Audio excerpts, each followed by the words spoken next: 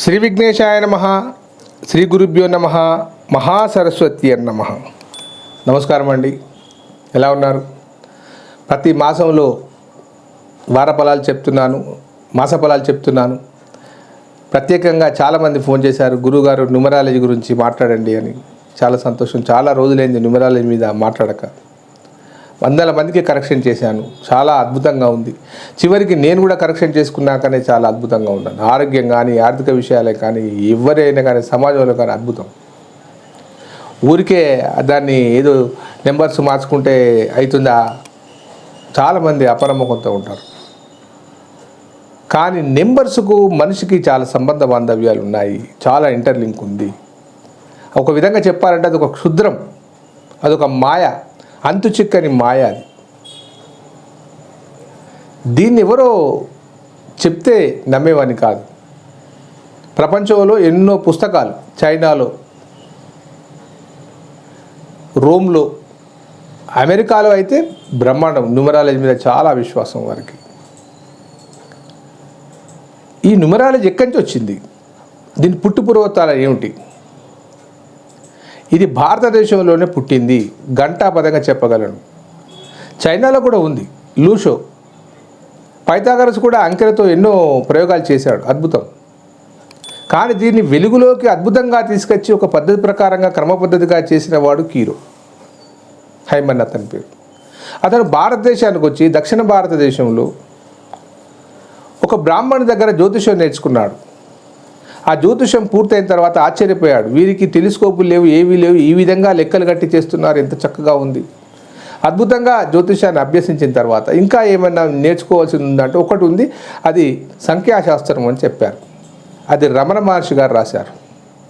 చిన్న దాన్ని చెప్తే దాన్ని ఇంప్రూవైజ్ చేసి దాన్ని ఆయన అనుకరించి దాన్ని అందరి మీద ప్రయోగం చేశాడు. ఆయన మొదలు ఆయన చేసుకున్నాడు, ఆయన పేరు మార్చుకున్నాడు, ఆయన పేరును కీరోగా చేసుకున్నాడు, నెంబర్ 5లోకి తెచ్చుకున్నాడు, ప్రాక్టీస్ చేశాడు.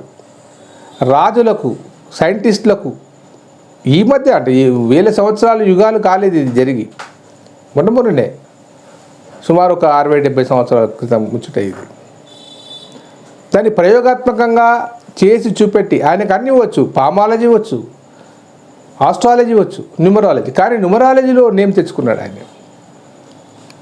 ఒక్కొక్క క్యారెక్టర్, ఒక్కొక్క నెంబర్ క్యారెక్టర్ ఎలా ఉంటుంది, వారు సైద్ధాంతికంగా ఎలా ఉంటారు, వారి జీవితం ఎలా సాగుతుంది అని ఆయన ఖచ్చితంగా ఆయన తీసేసి రాసి ఎంతోమందికి ఆదర్శప్రాయుడయ్యాడు.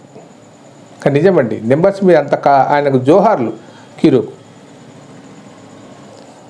అయితే ఈరోజు 6, 15, 24 తేదీల్లో పుట్టినవారు ఎలా ఉంటారు, వీళ్ళు ఏ ప్లానెట్లోకి వస్తారు?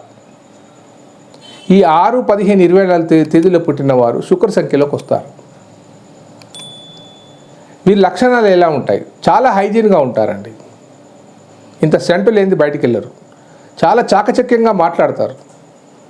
ప్రేమగా, తానొవ్వక ఇతరులు నొప్పించక తప్పించుకు తిరుగువాడు ధనుడు సుమతి లెక్క ఉంటాడు.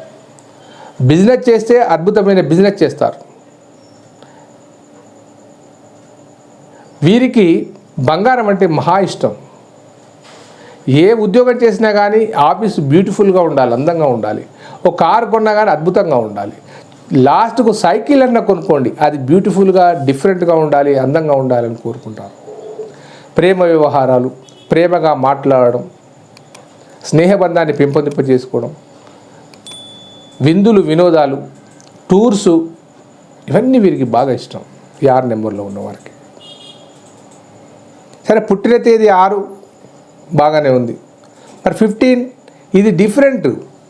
నెంబర్ 6లోకి వస్తుంది. 1 + 5 6కి వస్తుంది. కానీ క్యారెక్టరైజేషన్లో వేరే ఉంటుంది. ఎందుకు? 2 నెంబర్ల కలయిక, 2 గ్రహాల కలయిక చెప్పాలంటే అది 2 digits combination it is. 1 is the sun, 5 is the Mercury, బుధుడు. 16. సూర్యుని యొక్క క్వాలిటీ ఉంటుంది, టెంపర్మెంటు. ఈ బుధుని యొక్క నాలెడ్జ్ ఉంటుంది. ఈ 2 అద్భుతం. ఈ నెంబర్ 6. తర్వాత 2, 4, 2, 4 ఇది కూడా 6లోకి వస్తుంది. కానీ 2 చంద్ర సంఖ్య, 4 రాహు సంఖ్య. ఎప్పటికీ మానసికంగా ఇబ్బంది పడుతూ ఉంటారు. దాంతోపాటు అనుకోని అదృష్టాలు పొందుతూ ఉంటారు ఈ 24 వారు.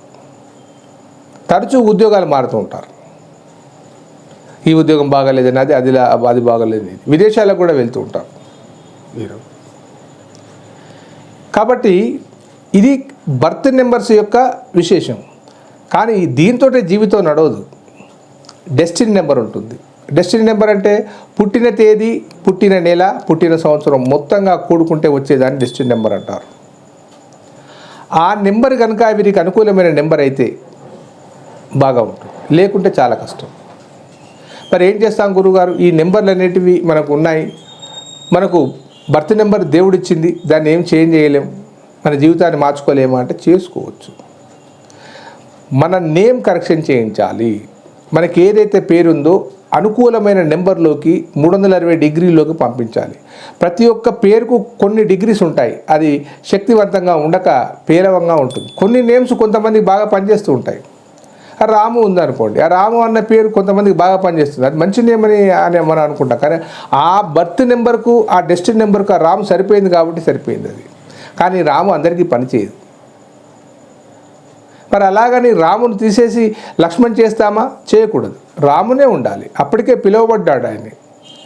ఆ రాములోనే RAMU ఉందనుకోండి, ఇతనికి ఏ నెంబర్ అయితే రావాలో ఆ నెంబర్ గల అక్షరాన్ని అందులో జోడించాలి. REE అని పెట్టుకోవాలి, లేకుంటే U అన్న మార్చుకోవాలి, రాసుకొని కరెక్షన్ చేసుకోవాలి. ఆ గురుగారు కరెక్షన్ చేయగానే అది అయిపోతుందా? అయిపోతుంది. విశ్వసించిన వారికి విశ్వాసం. ఎవరైతే నమ్ముతారో దాన్ని ప్రాక్టీస్ చేస్తారో ఖచ్చితంగా అవుతుంది. అందులో అనుమానపడవలసిన అవసరం లేదు. వీరికి అనుకూలమైన నెంబర్స్ ఏమిటి? 5, 4, 6, 8. ఈ 6 నెంబర్లో పుట్టిన వారికి 5, 4, 6, 8 అనుకూలం. ప్రతికూల నెంబర్స్ ఏమిటి? 1, 2, 3, 7, 9. ఒకసారి క్యాలెండర్లో చూసుకొని మీరు డేట్ చెక్ చేసుకోండి, మీకు పనిచేస్తుందా లేదా. వీరి డెస్టినీ నెంబర్ ప్రకారంగా, వీరి యొక్క బర్త్ నెంబర్ ప్రకారంగా వీరి వజ్రాన్ని ధరించాలి. వజ్రాన్ని ధరిస్తే చాలా అద్భుతంగా ఉంటుంది. ఏది ఏమైనప్పటికీ ఈ 6 నెంబర్ వారి డెస్టినీ నెంబర్ కనుక 1 కానీ 2 కానీ 3 కానీ 7 కానీ 9 కానీ ఉంటే ఒక్కసారి నేమ్ ఆఫ్ కరెక్షన్ చేయించుకోండి, ఖచ్చితంగా బాగుపడతారు. కష్టపడుతూ ఉన్నాం, జీవితంలో అన్నీ పొడగొట్టుకుంటూ ఉన్నాం, బాధపడుతూ ఉన్నాం, ఉద్యోగాలు ఉన్నా కానీ ఆనందంగా ఉండలేకపోతున్నాం, పెళ్ళిళ్ళు సరిగా లేకపోతున్నాయి, ఉద్యోగాల గురించి వెంపర్లాడుతున్నాం, ఇన్ని కష్టాలు పడుతున్నాం. ఒకసారి న్యూమరాలజీని కూడా పాటిస్తే పోయింది ఏముంది? అదేమన్నా పెద్ద బరువులు మోసేదా? మీకు కనుక న్యూమరాలజీ కరెక్షన్ కావాలని అనుకుంటే ఈ కింది నెంబర్ ఫోన్ చేయండి, ఖచ్చితంగా సహాయం చేస్తాను.